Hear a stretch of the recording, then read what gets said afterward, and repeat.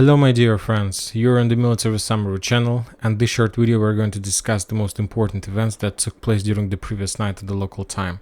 First we're going to start with the Black Sea. This night the Russians published the video how they were inspecting the ship that was heading in the direction of Ismail. I'll remind you that the Russians reported that at 6 a.m. of the local time they tried to inspect the ship that was heading in the direction of Ismail, basically the ship that was trying to penetrate the Russians' trade blockade. As a result of inspections, the Russians released the ship, but they just shown their power and the things that they're planning to do are going to do if anybody will try to penetrate and to bypass the Russian trade blockade. Now we're moving to Odessa. This night probably was the most terrible night since the beginning of the special military operation for Odessa. During the night we received a lot of videos, and this is the first video probably that we got, one of the first videos that we got during the previous night. This is the video like at night. As you can see, it's very difficult to understand what exactly is going on there. We just see small lights going to the sky, and basically this is the work of Ukraine air defense. On this video we see the number of missiles and bullets and all types of air defense systems the Ukrainians have, and that they were trying to use to shut down the Russian drones, to shut down the Russian Urozhaine, the Russian missiles, and so on. Later we continue receiving more videos, and for example on this screen we see the first explosions that took place in Odessa. Just in a second we're going to see a small explosion, this one, and of course from this perspective it is very difficult to understand how big the explosion was, because we don't understand, we don't see what is going on there.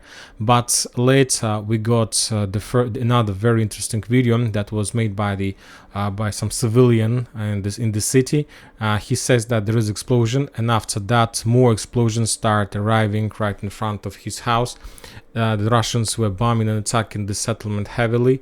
Furthermore, the Russians reported that not just the Russians were bombing the settlement, also the Ukrainian air defense sometimes worked not correct, and a lot of missiles fell down during the process of shutting down the Russian missiles or drones that were heading in the direction of the city.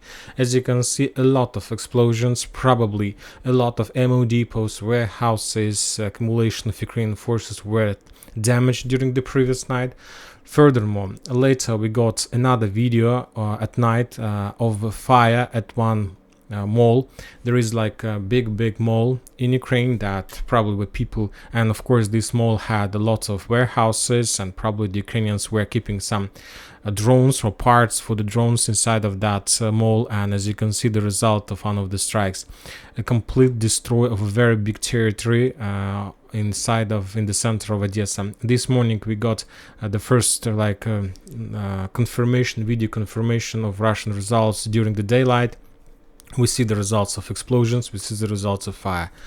I believe that today the Minister of Defense of Russian Federation will provide us more updates and information regarding that attack, regarding the targets that they managed to hit and the results of those attacks.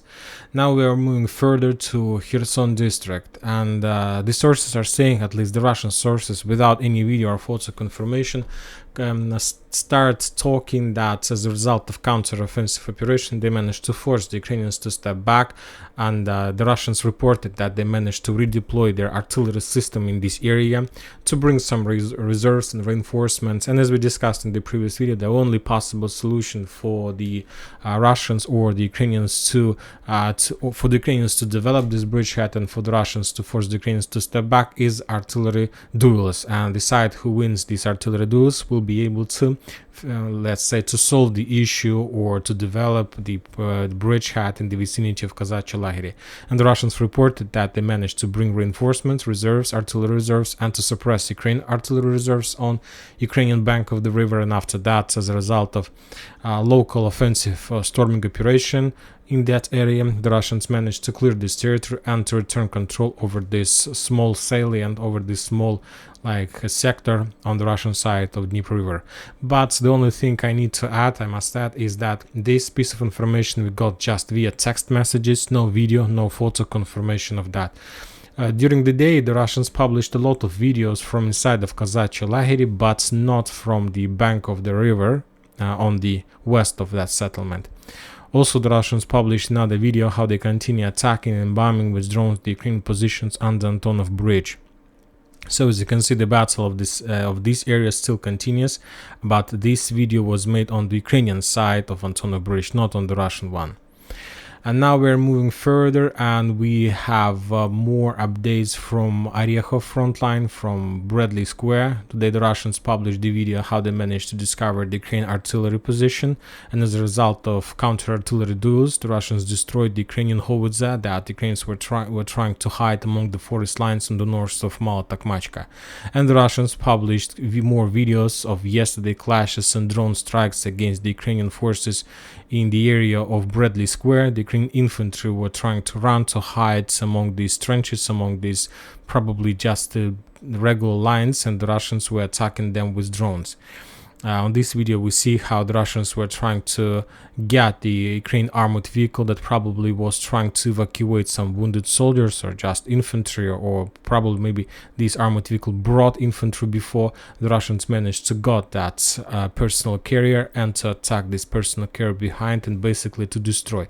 I'll remind you that these old Soviet carriers have their fuel depot behind tracks, so when you attack them behind, you can get the best results.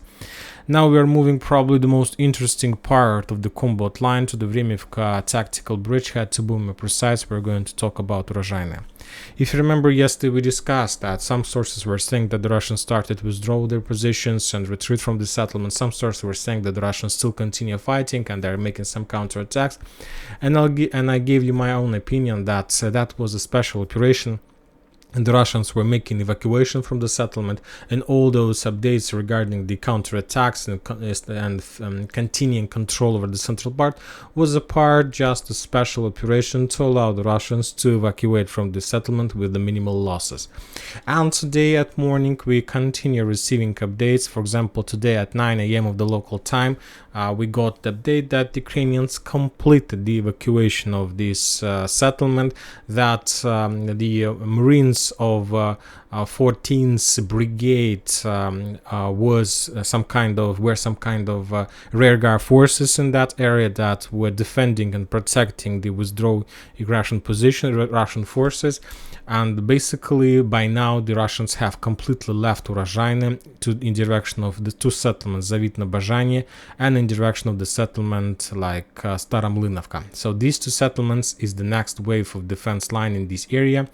But also we got a very strange update also from the Russian side. We got this update at 1 a.m. of the local time, that the Russians are moving to the south, but the sources are saying that probably there's a very high chances that the Russians will leave Zavitno-Bazhanye also very fast without clashes for this settlement. And the reason of that is that there are almost no defense belt, no defense in facilities in this area, and it's going to be very difficult to defend this area against the Ukrainian forces. So as you can see, currently the Russians, so the Ukrainians got the first real defense belt, the defense belt line of Surovikin, and currently the Russians will try to establish their defense positions on the line, on this line. So these are 5 settlements as I see: Priyutine, Renovka, Staromlynovka, Kermenchik, and Novodonetskaya. Probably the Ukrainians, and this is the area of main clashes for the next few weeks. The Ukrainians will try to attack this area using the broad frontline attacks. They will try to attack in direction of Priyutine, obviously. The Ukrainians will try to develop their bridgehead among the fields in direction of the line and the road between Renivka and Staromlynovka. The Ukrainians will try to cut the salient and to cut positions of Ukrainian Russian forces in the fields. Of course, we need to expect more offensive operation in direction of Novodonetskaya, and of course the Ukrainians will continue their movement along the Mokra Yala river in direction of Zavitno-Bazhanye settlement and Staromlynovka itself. Basically, by taking Urozhaine, the Ukrainians got some operational square that they can develop in, and the next weeks we're going to see more clashes, more bloody battles, because basically this is the only area where the Ukrainians managed to achieve some success, where the Ukrainians managed to capture some settlements, and of course they will try to develop this area, and they will try to get further to the south in direction of the main core of defense, Russian defense belt in this area.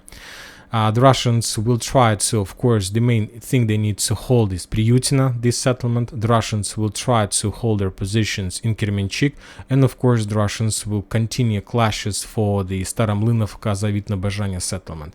And Ukrainians, of course, I'm not sure that they're going to start this offensive operation today. Today we need to expect that the Ukrainians will show us another video of the flag above the town hall of the Urozhaine. Then the Ukrainians will use this media victory for a few days. They will continue regrouping, and I expect that in a week, not earlier, the Ukrainians will continue their offensive operation in this area. When talking about other front lines, there are almost no changes. The Russians published the biggest version of their offensive operation in direction of Klishevka. This video was added.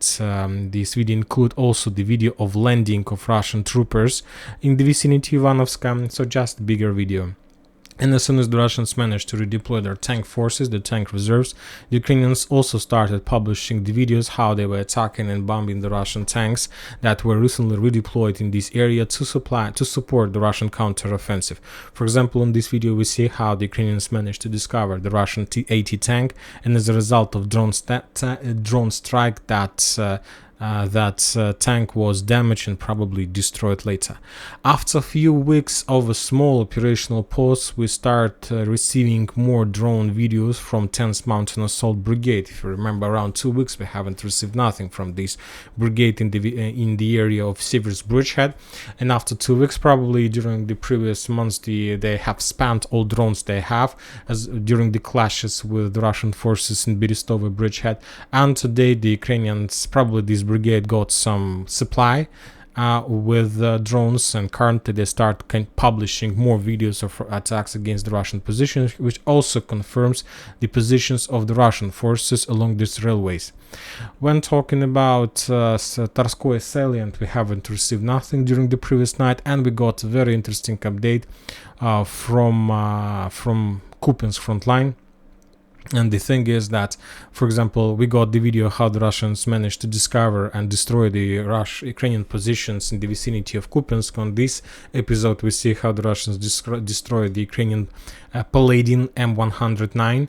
For example, later we see the video how the Russians were bombing and attacking the Ukrainian commando squad in the vicinity of the Belgorod region, and in the vicinity of Berestova, the Russians destroyed ammo depot of Ukrainian forces. So there's just one video showing us 3 strikes.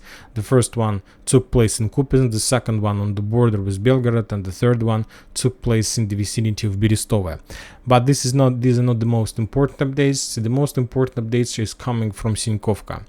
According to the Russian soldiers on the ground, they managed to penetrate the Ukrainians' defense belt and to advance a little bit in the vicinity of Sinkovka. To be more precise, on the west side of Sinkovka, the Russians continued their moving along the forest in direction of Oskol River.